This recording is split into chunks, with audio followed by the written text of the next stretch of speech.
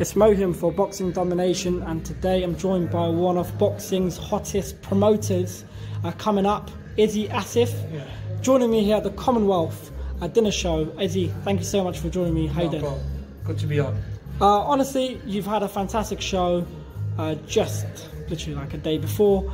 Can you tell me how you're feeling right now? Just relieved, you know, when you've done a show and like you work so hard, like pressure, mental pressure, you know, physical pressure because you're running up and down and everything. When the show gets done as a promoter, you're like, you're all right. Yeah. But a few downtime, you need that, and that's what it is. I'm staying in London for a day or two, got a few meetings, a bit of relaxation here at the Commonwealth anniversary dinner as well, which has been great. Met some good people.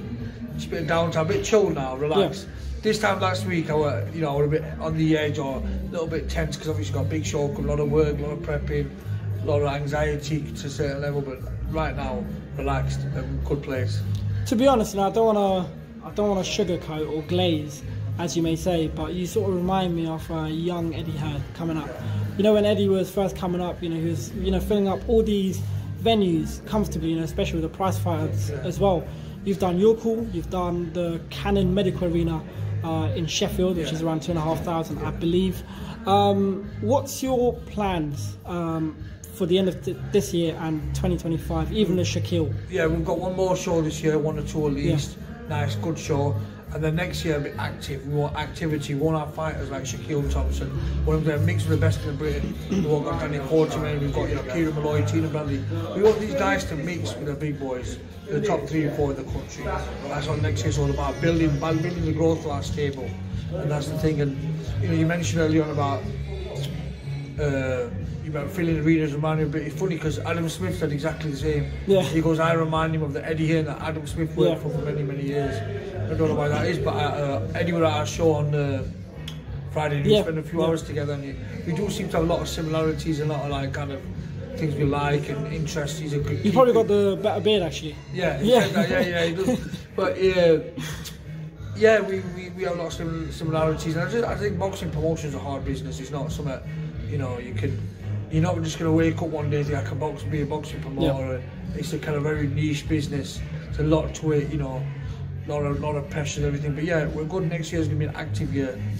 What got you into, what sort of, sparked an interest in your mind to, I want to be a promoter? Because it does cost a lot of money. Yeah. Not just that, but there's also a lot of risk as well. Yeah. If a fighter pulls out, what made you, want to take that, choice? To be honest, I've always been a risk taker, all my life. I've been a risk taker. I've always wanted to do something different. I've always been daring. I've always had audacity and thinking I want to do it my way. In 2000, what actually got me on the journey of boxing promotion, I believe in what's written for you will not ever, sway you in any way possible. I believe I was always written for this journey. Right. I believe, in the skies and the heavens, I was always written that I was going to end up a boxing promoter.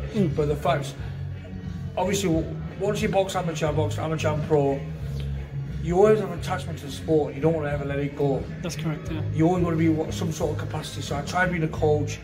I didn't get the kick. No. I done a bit of matchmaking, didn't get the kick.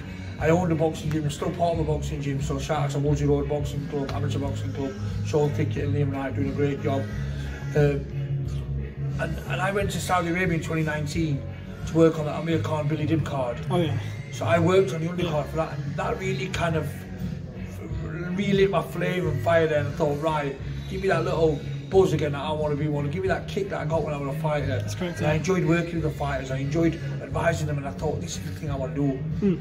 So then obviously I set up GBM at the time, Global Boxing Management, because I only wanted to be a manager there, but I was told I could never be a promoter. I told him that, not by everybody, by people around me, by other promoters, like it's so hard. And, when I looked into it, I realised how tough the business, like you said, it's so risky. And then they were saying, there's never been a Pakistani promoter in this country, so you're going to be the first ever British Pakistani promoter. You're actually the first ever. Yeah. I know, pretty much. Yeah. Worldwide. One of the only ones in the world. Yeah.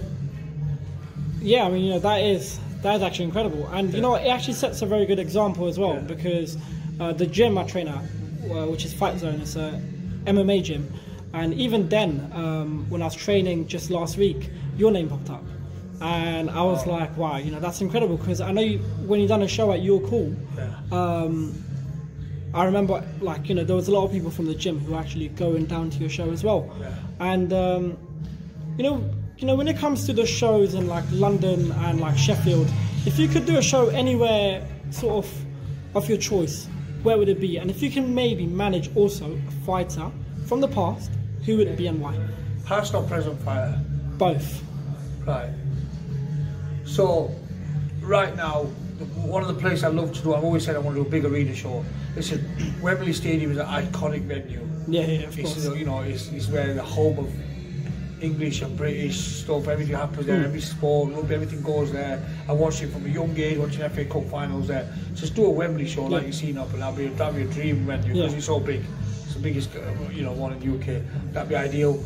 Other thing is, I love to do a show in Sheffield United Football Club. I love to do a stadium show. Yeah. It's my home club. I've grown up with it. I've got a lot of attachment to the football club. That'd be a dream come true, doing a nice stadium show there. And the fighters, see the present fighter, obviously the biggest prize fighters are heavyweights. Yeah, I love to do either Fury and AJ, even though they've only got a few fights left. I love to be managing part of them, just because they such big. Maybe someone like Johnny Fisher. Yeah, why not Johnny Fisher? Because he's got such a big fan base. I think him versus Dave Allen will be a massive one in Sheffield. That could be announced very soon. Yeah. That could be. You might get exclusive. That could be announced very, very soon. Yeah, that's might not be Sheffield, but it could be announced very soon. Yeah. Good matchmaking from you. Oh, thank you. But you know, I think, you know, that was really in the making. Yeah, really. And then the past fighter, obviously you got your like Tacklu. Yeah, no, I would love to be around Ali because I'm such a Muhammad Ali fan, and just you know, your Joe Fraser and all them guys here. You had the whole of field, that era. I love that kind of heavyweight, cruiserweight kind of generation. I've always been a heavyweight kind of, you know. For me, heavyweight division is the strength of boxing. That's right, yeah. So I've always wanted to promote a big heavyweight, and it's exciting and they punch hard. But so we've got a good crop of fighters ourselves, and we're in a very good place, like you said. I'm just taking one step at a time. I don't get carried away. I don't let it get to me. You know, it never like kind of affects me. I just take it in my stride. And you know, I'm going places now. A lot of people recognise me. Yeah. Like, I mean, kids coming up to take me pictures and all this, and it's just like, it's just another day in the office. It doesn't affect me whatsoever.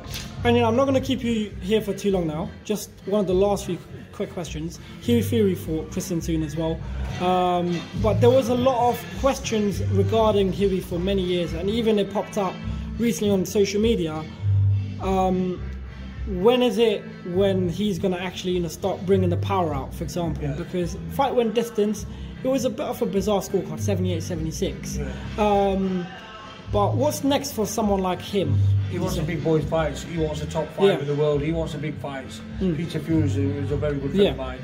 I've got a lot of respect for. Many, no secret. They want the big fights. Maybe him versus Cash Ali? No, I think I love him. Makes a good fight. They're friends. I don't think they'll fight anyway. Right. But what I'm saying is, they want the big fights. They want the big paydays. They want the big fights. They want to be he's a prize fighter. He wants that, and let it be. Hughie's worked a few times. Love working with Hughie Fury and Peter, but they'll be on the bigger card. There'll be a big fight soon announced for Hughie Fury.